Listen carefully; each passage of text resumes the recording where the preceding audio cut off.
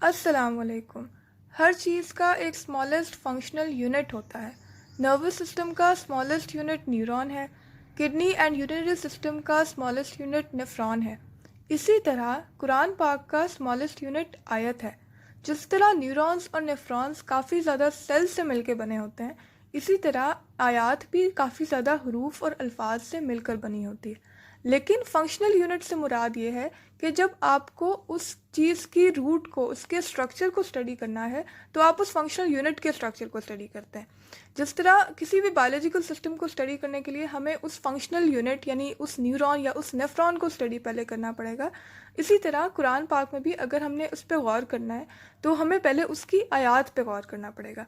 अल्लाह ताला सूरह सौद की आयत नंबर 29 में फरमाते हैं, किताबुन अंज़लनाहु इलैका मुबारकुल लियद्दब्बरू आयातिही वलयतज़क्करा उलुल अलबाब। ये बरकत वाली किताब है जिसको हमने आपकी तरफ नाजिल किया ताकि लोग इसकी आयत पर गौर करें और अक्ल वाले नसीहत हासिल करें। इससे ये ज़ाहिर होता है कि अगर हमें कुरान के नाजिल होने के असल मकसद को पूरा करना है तो हमें उसकी आयत पर गौर करना है। इसका मतलब है कि हम हर आयत को एज अ होल देखेंगे।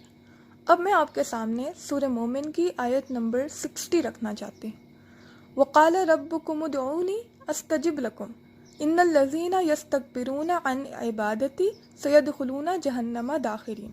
और तुम्हारे रब ने फरमाया कि मुझे पुकारो, मैं तुम्हारी पुकार का जवाब दूंगा।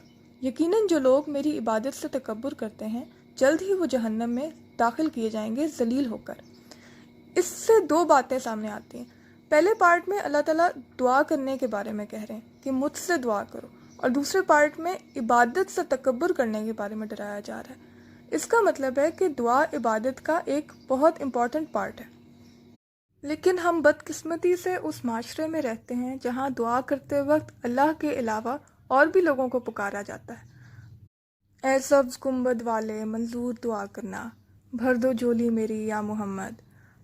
अब इस बारे में दो काउंटर आर्ग्यूमेंट्स एग्जिस्ट करते हैं और मैं दोनों ही आपके सामने रखूँगी।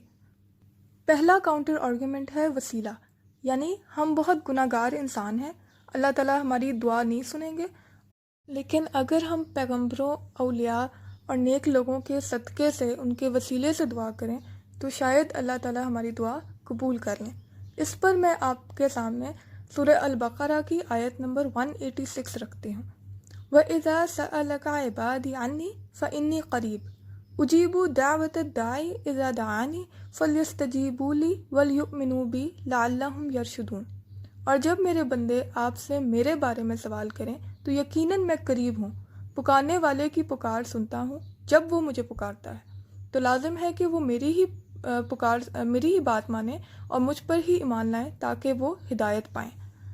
अल्लाह ताला ने यह भी नहीं कहा कि बस आप उनसे कह दें कि मैं करीब हूँ। बस जब मेरे बंदे आपसे सवाल करें बस मैं करीब हूँ। सबसे आई ओपनिंग और लाइफ चेंजिंग जो आयात इस बारे में मैंने पढ़ी वो सूरह ज़ुमर की शुरू की आयात थी। क्योंकि इस बारे में बहुत ज़्यादा इख्तिलाफ पाया जाता है तो मुझे लगता था कुछ बहुत कॉम्प्लिकेटेड किस्म के मसाइल होंगे और कुछ बहुत great deal of argument involve होगा, लेकिन अल्लाह ताला ने तो इतने एक्सप्लिसिटली और इतने क्लियरली बता दिया है। मैं आयात पढ़ती हूँ।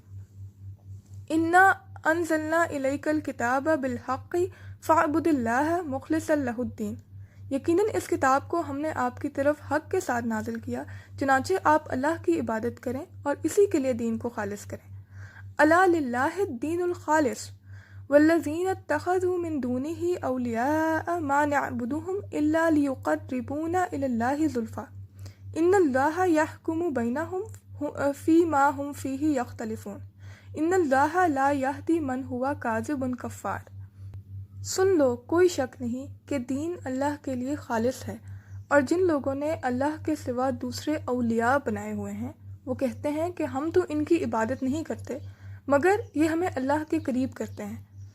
अल्लाह ताला उनके दरमियान उन तमाम बातों का फ़ैसला फरमाएगा जिसमें वो इख्तिलाफ़ रखते हैं। बेशक अल्लाह ताला हिदायत नहीं देता जो झूठ बोलने वाला और बार बार इनकार करने वाला होता है।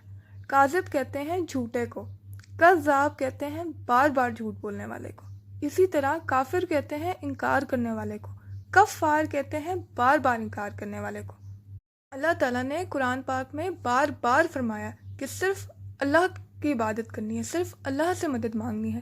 ایاک نعبد و ایاک نستعین، دن میں کم سے کم 17 دفعہ ہم یہ الفاظ دہراتے ہیں۔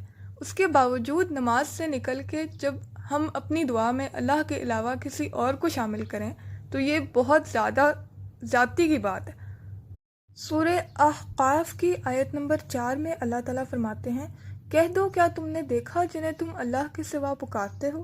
مجھے بھی دکھاؤ کہ انہوں نے زمین میں کون سی چیز پیدا کی ہے، یا آسمانوں میں ان کا کوئی حصہ ہے۔ اگر تم سچے ہو تو اس سے پہلے کی کوئی کتاب یا کوئی علم کے آثار ہی میرے پاس لے آؤ۔ سورہ نمل کی آیت نمبر 62، کون ہے جو بے قرار کی دعا قبول کرتا ہے جب وہ اسے پکارتا ہے اور تکلیف دور کرتا ہے اور تمہیں زمین کا جانشین بناتا ہے؟ کیا اللہ کے ساتھ بھی کوئی معبود ہے؟ تم بہت کم نصیحت حاصل کرتے ہو۔ دوسرا کاؤنٹر آرگیومنٹ ہے ظاہری اسباب کے حوالے سے، یعنی اگر آپ کو بھوک لگی ہے تو آپ امی سے روٹی مانگیں گے نا؟ بالکل امی سے روٹی مانگیں گے، لیکن اگر امی شہر میں نہیں ہیں تو آپ امی سے نہیں مانگ سکتے۔ صحیح بخاری کی حدیث نمبر 2915 میں ہے کہ جب نبی پاک صلی اللہ علیہ وآلہ وسلم کی وفات ہوئی تو آپ کی ذرا ایک یہودی کے پاس گروی رکھی ہوئی تھی۔ آپ صلی اللہ علیہ وآلہ وسلم کا اللہ سے ڈائریکٹ کنیکشن تھا، پھر بھی انہوں نے ایک یہودی سے مدد مانگی، کیونکہ وہ جانتے ہیں کہ یہ ظاہری اسباب ہیں جنہیں اختیار کرنے کا حکم ہے۔ آپ بیمار ہوں گے تو ڈاکٹر کے پاس جائیں گے۔ ایک بندے کو اگر پیاس لگی ہے تو وہ پانی کا گلاس اپنے سامنے رکھ کے اللہ سے دعا کرتا رہے کہ میری پیاس بجھا دے، تو اس کی پیاس نہیں بجھے گی۔ جو سامنے موجود ہے ہم اس سے تو مدد مانگ سکتے ہیں، لیکن جو موجود نہیں ہے ہم اس سے مدد نہیں مانگ سکتے، نہ ہی وہ ہماری مدد کر سکتا ہے۔